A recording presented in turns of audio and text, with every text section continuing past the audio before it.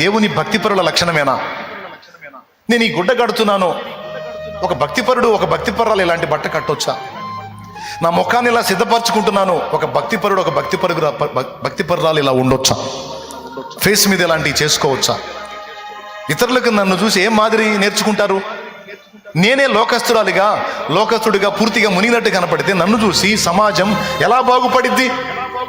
వాక్యం అది చెప్పట్లేదు కదా. వాక్యమే దైవభక్తి గలవారం అని చెప్పుకున్న స్త్రీలకు తగినట్టుగా సత్క్రియల చేత మిమ్మల్ని మీరు అలంకరించుకోండి. బట్టలు ఇలా ఉండాలి, మీ అవతారం ఇలా ఉండాలి. మీరు మిమ్మల్ని చూస్తే అమ్మో దేవుని భక్తి కలిగినటువంటి బిడ్డ అనిపించేటట్టు నువ్వు ప్రవర్తించు అన్ని విషయాల్లో అని చెప్పాడు. అట్లా ప్రతి విషయంలో వాక్యమేం చెప్పుచున్నది అనే వాక్యం దగ్గరకు రా, వాక్యం నెరవేర్చు. నువ్వు ఎంతమందికి దీవెనకరంగా మారుతావో నీకు భవిష్యత్తులో అర్థమైంది. ఎంతమంది నిన్ను మాదిరిగా తీసుకుంటారో, ఎంతమందికి నువ్వు